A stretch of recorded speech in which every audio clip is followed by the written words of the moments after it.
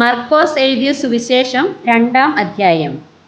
ചില ദിവസം കഴിഞ്ഞ ശേഷം അവൻ പിന്നെയും കപർന്നഹൂമിൽ ചെന്നു. അവൻ വീട്ടിലുണ്ടെന്ന് ശ്രുതിയായി.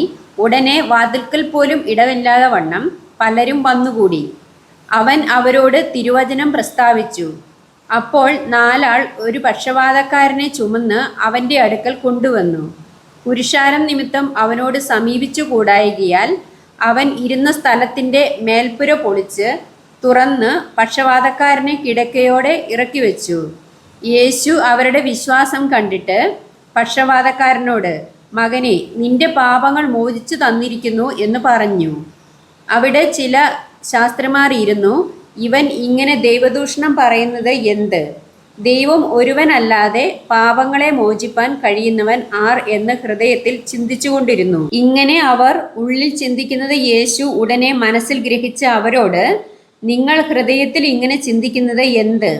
പക്ഷവാതക്കാരനോട് നിന്റെ പാപങ്ങൾ മോചിച്ചു തന്നിരിക്കുന്നു എന്ന് പറയുന്നതോ എഴുന്നേറ്റു കിടക്ക എടുത്ത് നടക്ക എന്ന് പറയുന്നതോ ഏതാകുന്നു എളുപ്പം എന്ന് ചോദിച്ചു. എന്നാൽ ഭൂമിയിൽ പാപങ്ങളെ മോചിപ്പാൻ മനുഷ്യപുത്രന് അധികാരം ഉണ്ട് എന്ന് നിങ്ങൾ അറിയേണ്ടതിന് അവൻ പക്ഷവാതക്കാരനോട്, എഴുന്നേറ്റ് കിടക്ക എടുത്ത് വീട്ടിലേക്ക് പോക എന്ന് ഞാൻ നിന്നോട് പറയുന്നു എന്ന് പറഞ്ഞു. ഉടനെ അവൻ എഴുന്നേറ്റ് കിടക്കയെടുത്ത് എല്ലാവരും കാൺകെ പുറപ്പെട്ടു. അതുകൊണ്ട് എല്ലാവരും വിസ്മയിച്ചു.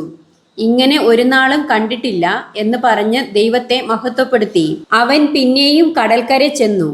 പുരുഷാരമൊക്കെയും അവൻ്റെ അടുക്കൽ വന്നു. അവൻ അവരെ ഉപദേശിച്ചു. പിന്നെ അവൻ കടന്നു പോകുമ്പോൾ അൽഫായിയുടെ മകനായ ലേവി ചുങ്കസ്ഥലത്ത് ഇരിക്കുന്നത് കണ്ടു. എന്നെ അനുഗമിക്ക എന്ന് പറഞ്ഞു. അവൻ എഴുന്നേറ്റ് അവനെ അനുഗമിച്ചു. അവൻ വീട്ടിൽ പന്തിയിലിരിക്കുമ്പോൾ പല ചുങ്കക്കാരും പാപികളും യേശുവിനോടും അവൻ്റെ ശിഷ്യന്മാരോടും കൂടി പന്തിയിലിരുന്നു. അവനെ അനുഗമിച്ചു വന്നവർ അനേകർ ആയിരുന്നു. അവൻ ചുങ്കക്കാരോടും പാപികളോടും കൂടെ തിന്നുകയും കുടിക്കുകയും ചെയ്യുന്നത് പരീശന്മാരുടെ കൂട്ടത്തിലുള്ള ശാസ്ത്രിമാർ കണ്ടിട്ട് അവൻ്റെ ശിഷ്യന്മാരോട്, അവൻ ചുങ്കക്കാരോടും പാപികളോടും കൂടെ തിന്നുകുടിക്കുന്നത് എന്ത് എന്ന് ചോദിച്ചു. യേശു അത് കേട്ട് അവരോട്, ദീനക്കാർക്കല്ലാതെ സൗഖ്യമുള്ളവർക്ക് വൈദ്യനെ കൊണ്ട് ആവശ്യമില്ല.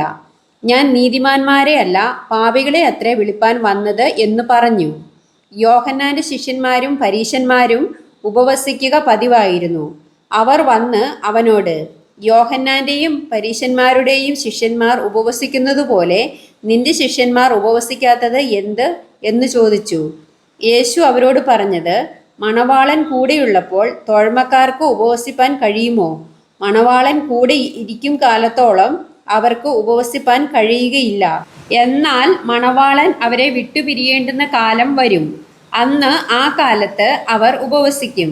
പഴയ വസ്ത്രത്തിൽ കോടിത്തുണിക്കണ്ടം ആരും ചേർത്ത് തുന്നുമാറില്ല.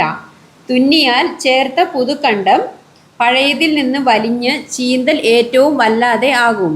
ആരും പുതിയ വീഞ്ഞ് പഴയ തുരുത്തിയിൽ പകർന്നു വയ്ക്കുമാറില്ല. വെച്ചാൽ പുതുവീഞ്ഞ് തുരുത്തിയെ പൊളിക്കും. വീഞ്ഞ് ഒഴുകിപ്പോകും, തുരുത്തി നശിച്ചു പോകും. പുതിയ വീഞ്ഞ് പുതിയ തുരുത്തിയിലത്രേ പകർന്നു വെക്കേണ്ടത്. അവൻ ശബത്തിൽ വിളഭൂമിയിൽ കൂടി കടന്നു പോകുമ്പോൾ അവൻ്റെ ശിഷ്യന്മാർ വഴി നടക്കുകയിൽ കതിർ പറിച്ചു തുടങ്ങി. പരീശന്മാർ അവനോട്, നോക്കൂ, ഇവർ ശബത്തിൽ വിഹിതമല്ലാത്തത് ചെയ്യുന്നത് എന്ത് എന്ന് പറഞ്ഞു. അവൻ അവരോട്, ദാവീദ് തനിക്കും കൂടെയുള്ളവർക്കും മുട്ടുണ്ടായി വിശന്നപ്പോൾ ചെയ്തത് എന്ത്?